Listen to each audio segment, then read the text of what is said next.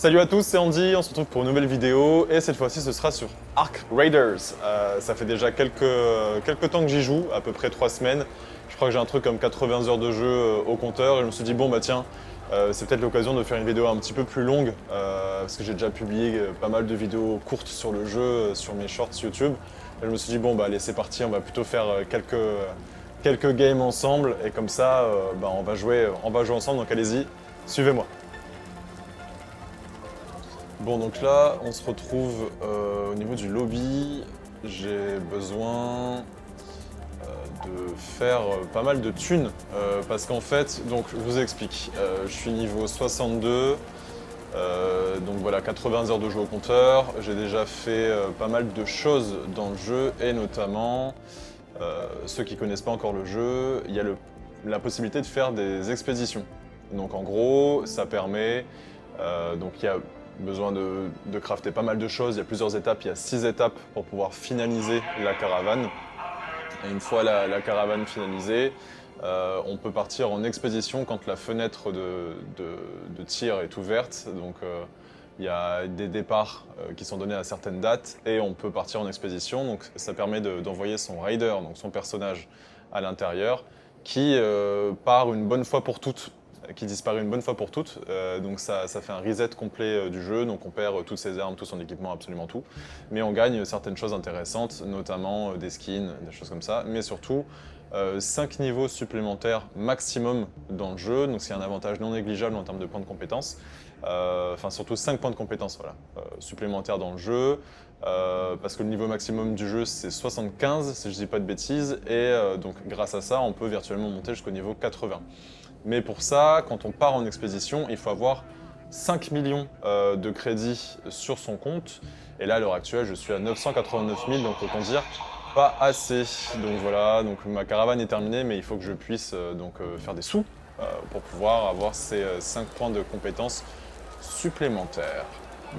Donc là, ce qu'on va faire, c'est qu'on va partir là, la ville enfouie pour aller fouiller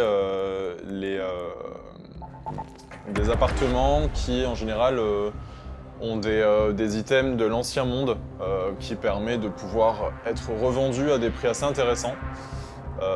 Donc voilà, donc essayer d'avoir un petit peu de thunes. Un petit peu de thunes quoi. Parce que là 989 000 pour monter à 5 millions, va falloir que j'y aille en fait. Bon bah allez. Let's go pour cette première game.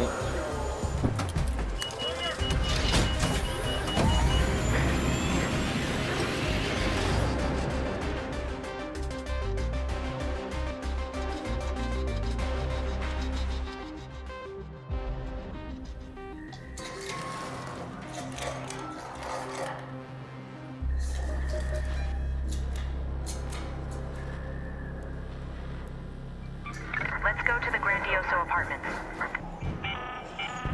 Apollo here. Hope I got the right frequency. See if you can find any traces of that family, and please hurry.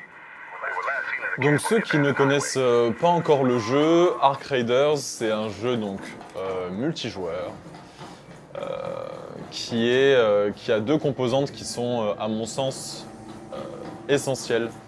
Donc c'est du PVP et du PVE. Donc le PVE c'est les ennemis de l'environnement, donc qui s'appellent les Arks. Donc c'est ces espèces de petits robots que l'on voit un petit peu partout et qui sont très hostiles à l'encontre des Raiders. Donc ce sont les humains qui ont survécu à une sorte d'apocalypse, donc plusieurs vagues d'incursions des Arks dont on ne sait pas d'où ils viennent, on ne sait pas pourquoi ils sont là pour l'instant, en tout cas dans le...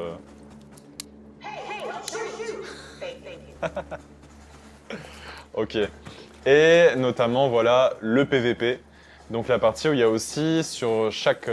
quand une partie commence, il y a aussi d'autres joueurs qui sont là pour faire la même chose que toi, donc c'est-à-dire vaquer à ses occupations. Ça peut être tuer des arcs, ça peut être récupérer de l'équipement, ça peut être essayer de trouver ce qu'on appelle des blueprints, donc des schémas, pour pouvoir confectionner ses armes, ses armures et compagnie. Et libre à ceux, libre choix de pouvoir jouer comme on veut. Donc c'est-à-dire qu'il y en a qui sont un peu plus sympathiques et d'autres qui sont un peu plus hostiles. Donc voilà. Et c'est ce qui fait vraiment le sel du jeu, parce qu'on peut se retrouver aussi bien en danger face aux arcs, qui peuvent vraiment représenter une sacrée menace quand certaines conditions sont réunies, et les autres joueurs qui peuvent aussi bien t'aider et aussi bien te défoncer en fait. Voilà, donc là je vois qu'il y a... Raider, there, by the Grandioso Apartments.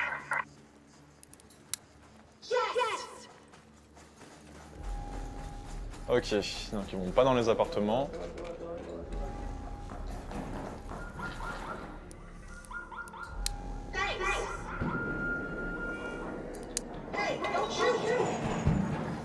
Bon, trop de joueurs par ici.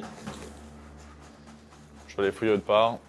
Ce que je vais faire, c'est que je vais aller au centre de la map parce qu'il y a plein de... Let's move to that location. Il y a des ressources naturelles. Donc ce qui permet de pouvoir être vendu à un prix assez correct. Et puis je traînerai aux alentours pour pouvoir récupérer aussi du stuff.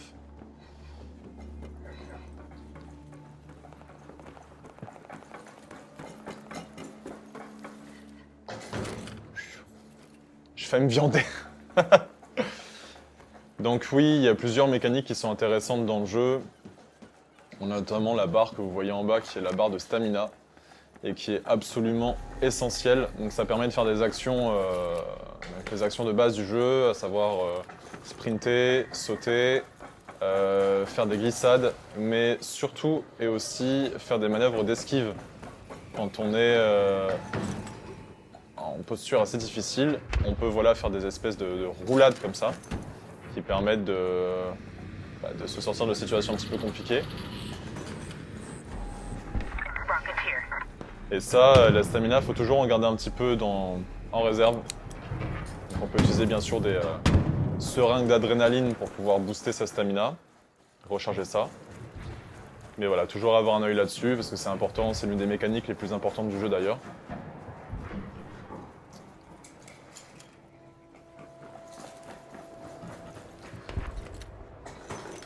Donc quoi vous dire après avoir déjà passé 80 heures de jeu sur Arc Raiders. Pour l'instant, je vais être honnête à 100%, je commence un petit peu à voir le bout du truc. C'est-à-dire que je commence tout petit peu à tourner en rond. Bon, j'ai quand même des objectifs à faire, notamment la caravane et les 5 millions, ce qui prend un petit peu de temps. Mais ça commence à être un cycle en fait. Et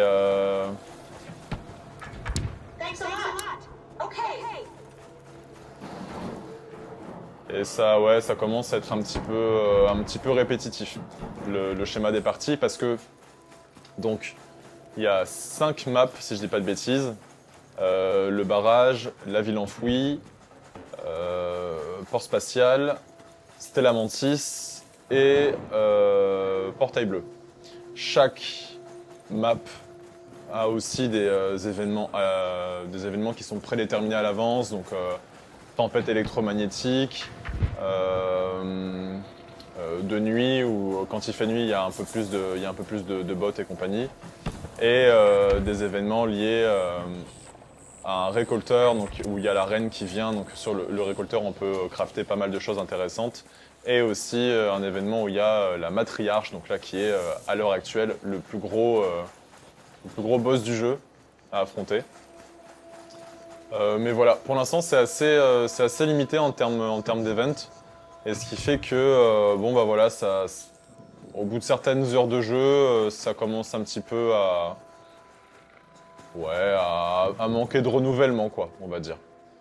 En tout cas pour l'instant, moi j'ai toujours du plaisir à jouer au jeu. C'est sûr que c'est un peu moins présent par rapport aux premières heures où tu découvres toutes les mécaniques, tu essaies de comprendre un petit peu le jeu. Mais en tout cas, voilà, ça reste globalement quand même assez intéressant malgré un certain nombre d'heures de jeu qui est déjà présent.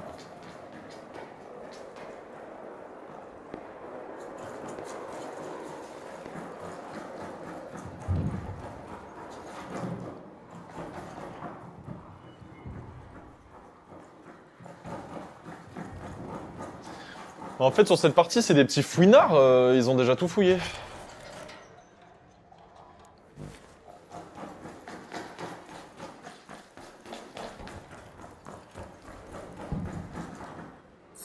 Donc là, quand c'est comme ça, en fait, plusieurs possibilités. Hein.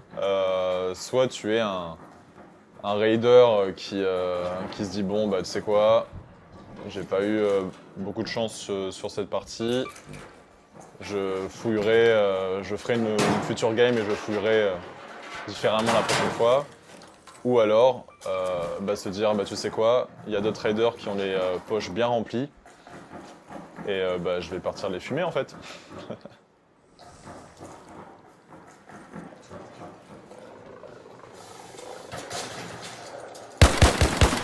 Je crois que lui il était un petit peu bugué. Il y a un peu des difficultés. Donc là, ce que vous entendez là, c'est quelqu'un qui quitte la map. Donc il a plusieurs points d'extraction au niveau de chaque map. Et voilà. Donc ça, c'est le bruit distinctif de l'appel soit de l'ascenseur, soit sur certaines parties c'est un ascenseur, soit sur d'autres c'est un métro.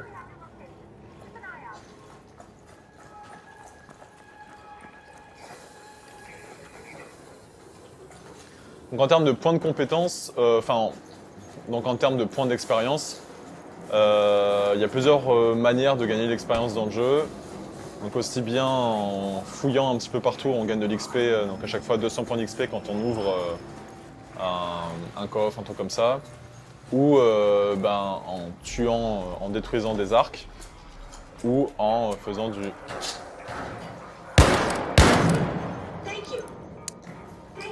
ou en tuant d'autres joueurs.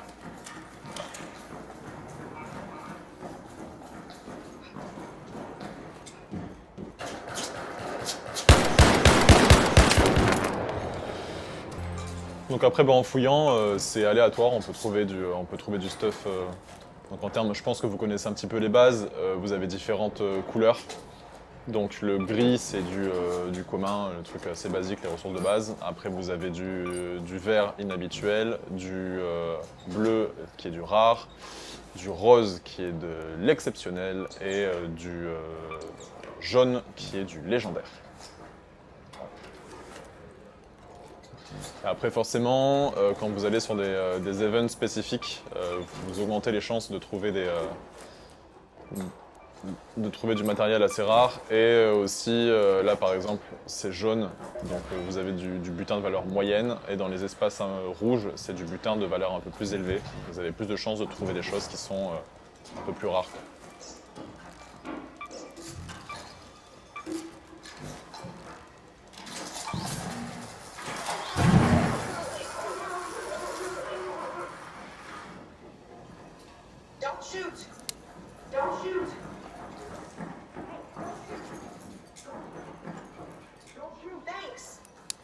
Il y a toujours cette tension omniprésente dans le jeu.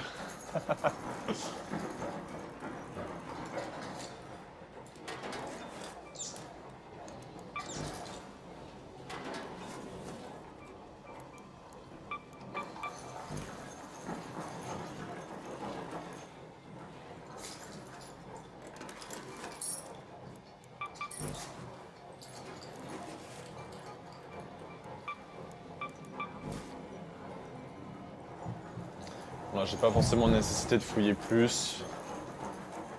Cette game va être assez courte.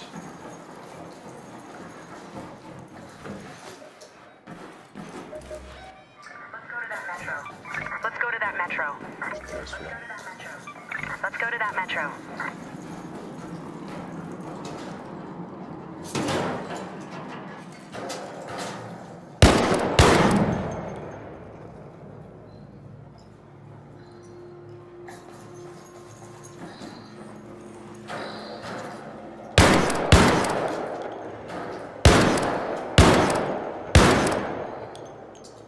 Ah d'accord, il était déjà mort.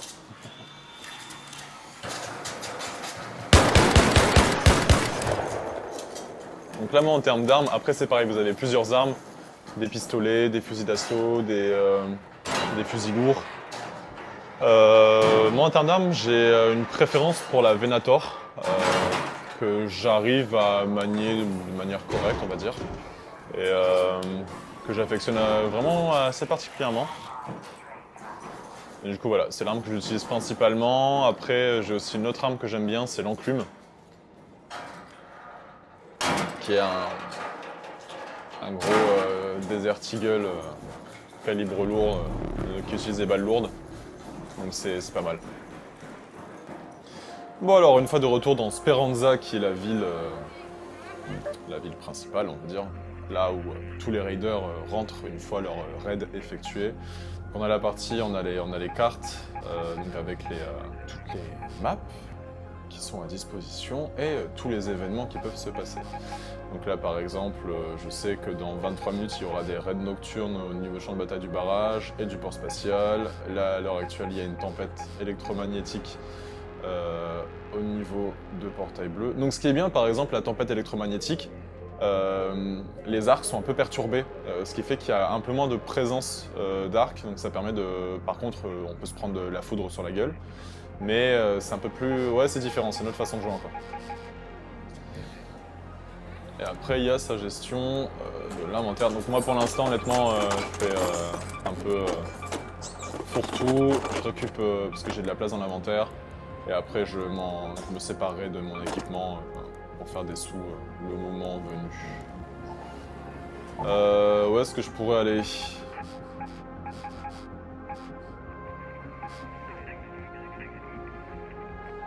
Bon, on va aller à Port Spatial pour la deuxième partie.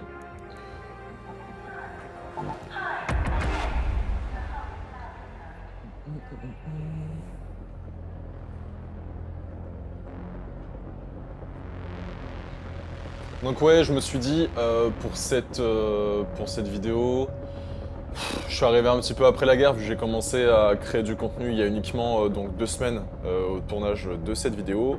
Et bah voilà, Arc Raiders est déjà sorti depuis un truc comme 5 semaines. Ce qui fait que bon, tout a déjà été très très bien expliqué, donc je vais certainement pas réinventer la roue. Et je me disais, ça servait à rien de faire une vidéo où ah, je commence Arc Raiders. Je trouvais que ça servait un petit peu à rien. Donc autant, voilà, ça fait déjà... j'ai déjà des heures de jeu dessus, je sais déjà à peu près comment me débrouiller. Donc je trouvais que c'était plus intéressant de vous emmener à ce moment-là de mes parties plutôt que de tout recommencer, que vous découvriez avec moi, vu que très certainement vous devez déjà connaître le jeu.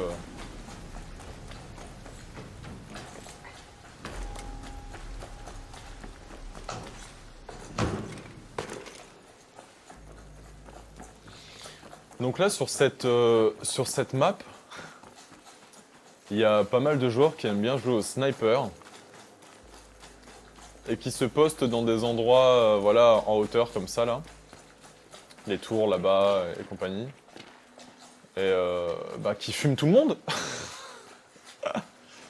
En tout cas, ça m'est arrivé plusieurs fois en jouant avec les potes aussi. Où bah, on s'est fait exploser comme ça en début de game, parce qu'il y en a tout de suite, ils courent vers les points en hauteur et bah, ils mitraillent quoi. Enfin, ils snipe, en étant un peu plus précis.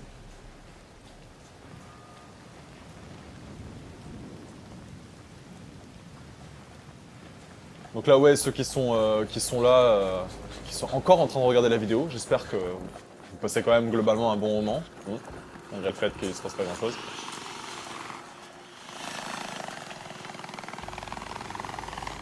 Là, c'est le moment. Là, vu qu'ils sont deux, c'est assez chiant.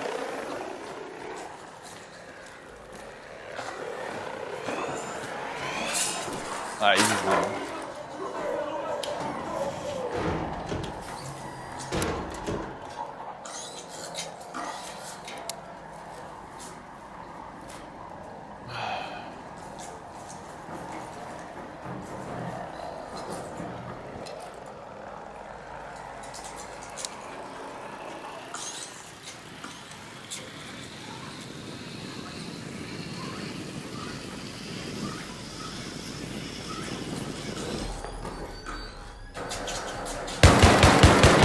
Donc, avant d'être coupé par les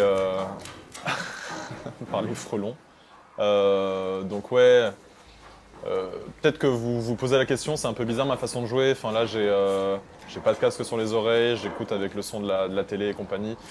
C'est parce qu'en fait, j'ai un petit souci.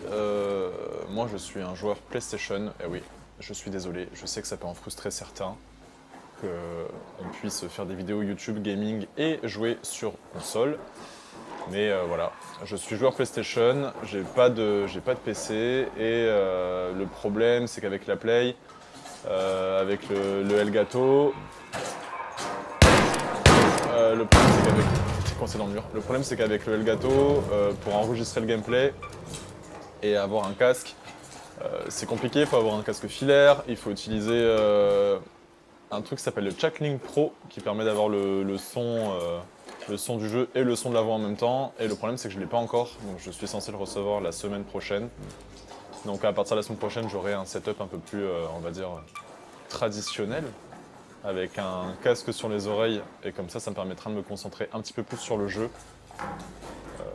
quand je fais mon gameplay. Parce que là c'est vrai que c'est un peu compliqué de jouer, d'avoir le son de la télé, de parler en même temps, parce que j'entends surtout forcément beaucoup ma voix, ce qui n'est pas forcément très ouf quand on joue et quand on doit se concentrer, mais voilà, normalement la semaine prochaine c'est bon, j'aurai ce qu'il faut, ce qui me permettra de proposer un truc un peu plus classique dans la forme. Appreciate it. Appreciate it. Yes! Yes!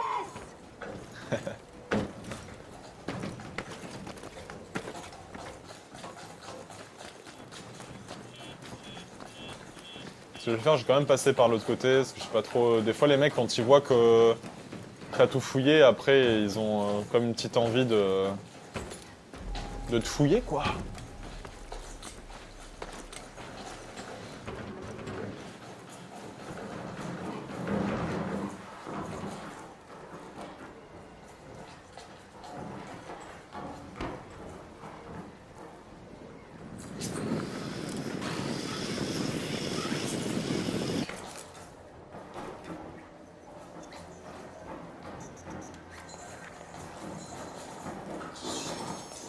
Ça c'est saloperie.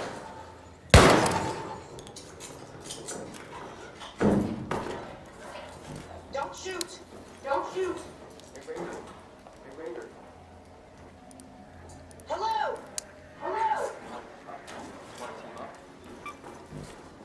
Yes! Yes!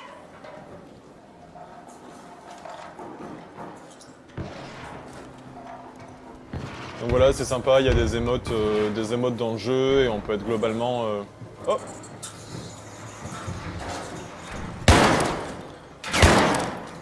Thanks. Want a team? Okay. Okay. Yeah. Yeah. Donc de ce que j'ai vu, c'est une info qui est passée il y a pas si longtemps que ça.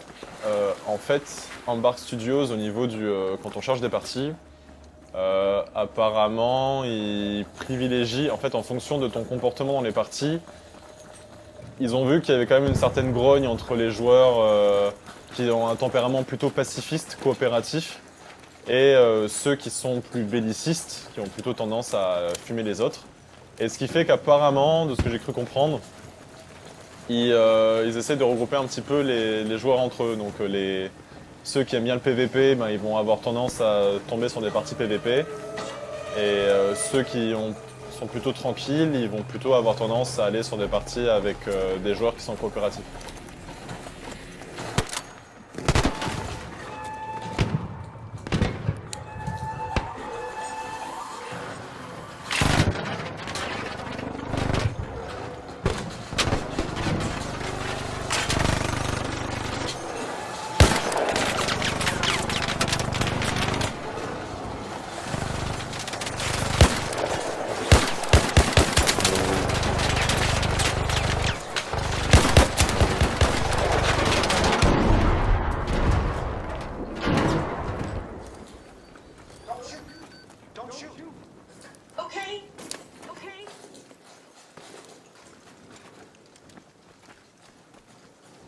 Donc là, moi, je considère que j'ai rien fait en fait. Là, le joueur avec qui j'étais, il a utilisé 2 grenades meute.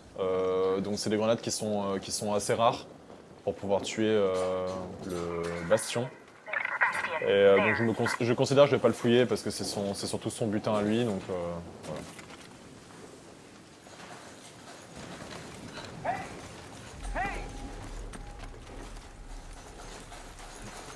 Donc ouais, c'est cool, on peut faire des rencontres sympas dans le jeu, franchement. Et pour le coup, vu que j'ai pas un tempérament belliciste, enfin, du moins, moi je suis pas celui qui va tout de suite tirer. Je me défends quand on m'attaque, bien évidemment. Je vais pas chercher à parlementer si on me tire dessus, voilà. Mais par contre, je vais pas être celui qui va tout de suite attaquer les autres joueurs. Donc je pense que j'ai plutôt tendance, quand je joue en solo, à arriver sur des lobbies plus tranquilles.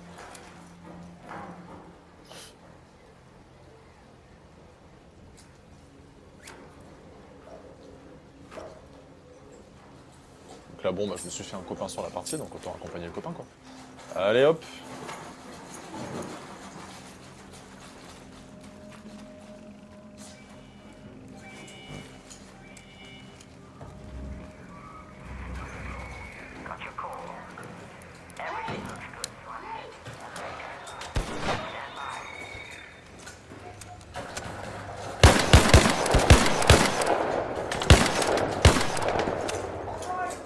All right. Thanks. Okay.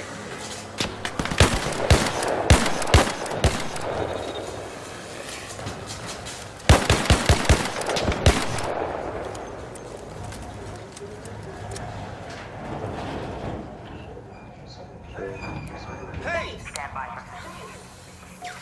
Don't shoot! Hey, don't shoot! Stand by.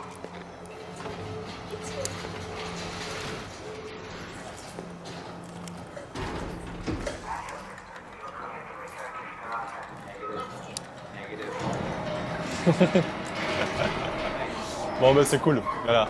On peut faire des parties comme ça qui sont vraiment franchement chill. T'es plus dans le jeu, tu coopères avec les autres. Voilà, tu vois, moi au départ j'étais parti sur